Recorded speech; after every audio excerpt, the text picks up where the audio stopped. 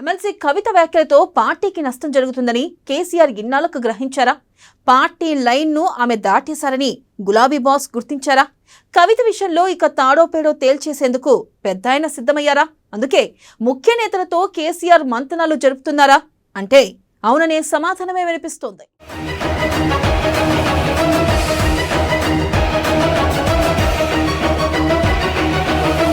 MLC Kalvakuntla Kavitha BRS కు చుక్కలు చూపిస్తున్నారు. ముఖ్యంగా కేసీఆర్ తమ నాయకుడు అంటూనే ఇతర నేతలను ఆమె ఏకిపారేస్తున్నారు.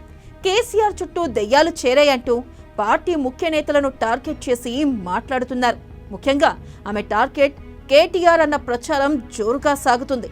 నాయకత్వం విషయంలోనూ ఇద్దరికీ చెడిందన్న గుసగుసలు వినిపిస్తున్నాయి. లీడర్షిప్ విషయంలో హరీష్ రావు లాగా కవిత కాంప్రమైజ్ కావడం లేదన్న చర్చ గులాబీ శ్రేణుల్లో జరుగుతుంది. అందుకే ఆమె ఇక పార్టీని ఇబ్బంది పెట్టేలా మాట్లాడుతున్నారన్న అనుమానాలు వ్యక్తమవుతున్నాయి.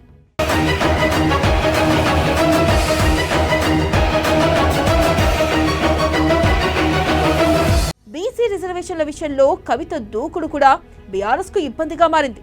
ఈ బీసీ రిజర్వేషన్ల అంశంలో ఆమె తీరు కాంగ్రెస్ ప్రభుత్వానికి అనుకూలంగా ఉందన్న వాదన వినిపిస్తుంది. దీంతో బీఆర్ఎస్ స్ట్రాటజీ బూమరంగ్ అయిందన్న చర్చ జరుగుతుంది. ముఖ్యంగా రిజర్వేషన్ల ఎఫెక్ట్తో కాంగ్రెస్ బీసీ ఛాంపియన్ గా మారిందని చెబుతున్నారు. దీనికి తోడు కేటీఆర్ను టార్గెట్ చేస్తూ ఆమె మాట్లాడడం, మాజీ మంత్రి జగదీష్ రెడ్డిపై వాగ్బాణాలు సంధించడం లాంటి పరిణామాలు బీఆర్ఎస్ ను మరింత డిఫెన్స్ లో నెట్టేశాయన్న వాదన వినిపిస్తుంది.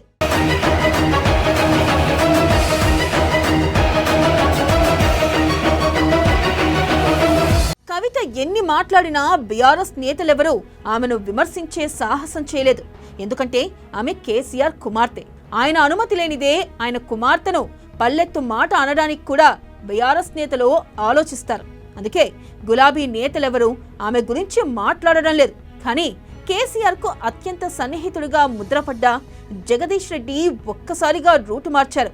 ఓ అడుగు ముందుకేసి కవితపై ఘాటు వ్యాఖ్యలు చేశారు. కేసీఆర్ లేనిది ఆమె ఎక్కడంటూ కౌంటర్ ఇచ్చారు.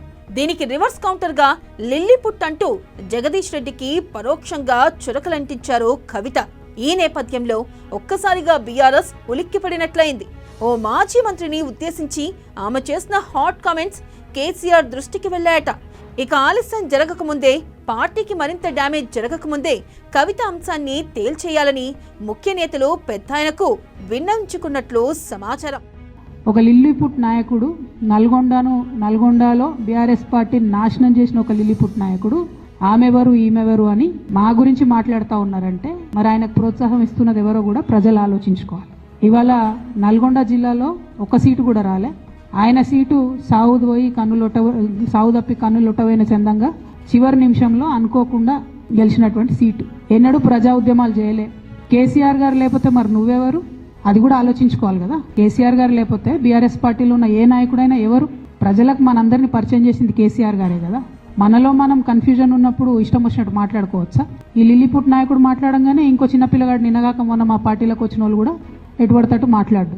అసలు ఎవరు మీరు? మీకు తెలంగాణ ఉద్యమంతో సంబంధం ఏంది? బీఆర్ఎస్ అధికారంలోకి వచ్చినాక బీఆర్ఎస్లోకి వచ్చి పదవులు పొంది ఉల్టా నా మీదనే మాట్లాడతారా మీరు? మేము ఉద్యమం చేసిందే మీ మీద కదా. చిన్న పిల్లగానిలా ఉండు బాబు. నువ్వు పెద్దవాళ్ళ విషయాల్లో తలదూర్చకు, తెలియని విషయాల్లో అసలే తలదూర్చకు. నీ వెనకాల చాలా మంది ఉన్నారు అని అనుకుంటున్నావేమో. వాళ్ళ సంగతి కూడా ప్రజలకు వస్తుంది, తెలుస్తుంది. ఎప్పుడో ఒకసారి అన్ని బయటపడతాయి. ఒక ఆవేదనతో చెప్తున్నా, నేను ఉట్టిగా చెప్తలేను. రాజకీయం చేయొచ్చు కానీ ఇంత నీచంగా ఒక ఇంటి ఆడబిడ్డ మీద ఇటువంటి మాటలు మీరే అనిపించి స్పందించకుండా ఉంటారా? తెలంగాణ ప్రజలు ఊరుకోరు, నేను చెప్తున్నా.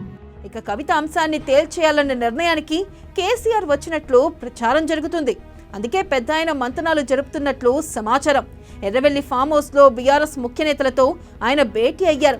ఇందులో మాజీ మంత్రులు హరీష్ రావు, ప్రశాంత్ రెడ్డిలతో పాటు కోరుట్ల ఎమ్మెల్యే సంజయ్ కుమార్ పాల్గొన్నారు. ఈ మీటింగ్ లో కీలక నిర్ణయానికి గులాబీ బాస్ వచ్చినట్లు సమాచారం.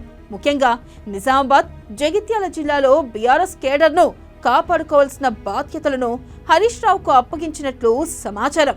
ఎందుకంటే ఆ రెండు జిల్లాల్లోనూ పరిస్థితి గులాబీ పార్టీకి ఏమాత్రం అనుకూలంగా లేదు. ప్రస్తుతం అక్కడ కాంగ్రెస్ హవా బలంగా ఉంది. ఉన్న కొద్ది మంది బీఆర్ఎస్ కేడర్ కూడా కవిత చేతుల్లోనే ఉంది. ముఖ్యంగా నిజామాబాద్ బీఆర్ఎస్ లో కవిత కీలకంగా ఉన్నారు. ఆమె మాజీ ఎంపీ కూడా. ఆమె వర్గం నేతలే బీఆర్ఎస్ లో ఎక్కువగా ఉన్నారు. అందుకే వాళ్ళందరూ బీఆర్ఎస్ నుంచి కవిత వైపు చేజారకుండా చూసేందుకే బాధ్యతలను ప్రశాంత్ రెడ్డికి గులాబీ బాస్ అప్పజెప్పినట్లు తెలుస్తుంది. ఇక జగిత్యాల జిల్లా వ్యవహారాలను చెక్కదిద్దే బాధ్యతను ఎమ్మెల్యే సంజయ్కి ఇచ్చినట్లు సమాచారం. జగిత్యాల జిల్లాలోనూ బీఆర్ఎస్ ది సేమ్ సిచ్యువేషన్. ఉన్న కొద్ది మంది నేతలు కవిత వర్గంగా ముద్రపడ్డారు. అందుకే ఈ రెండు జిల్లాల్లోనూ పార్టీని కాపాడుకోవడంపై పెద్దాయన ఫోకస్ పెట్టినట్లు తెలుస్తుంది.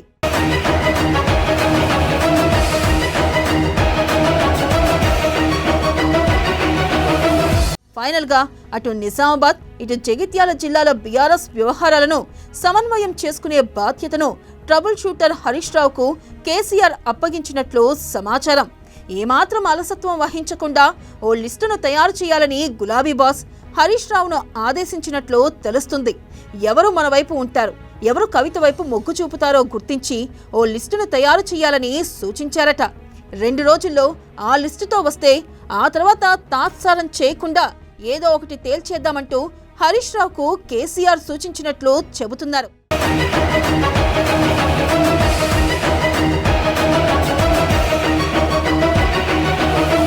మొత్తంగా కవితపై కఠిన నిర్ణయం తీసుకునే దిశగా తెర వెనుక ఏదో జరుగుతుందన్న అనుమానాలు బలంగా వ్యక్తమవుతున్నాయి.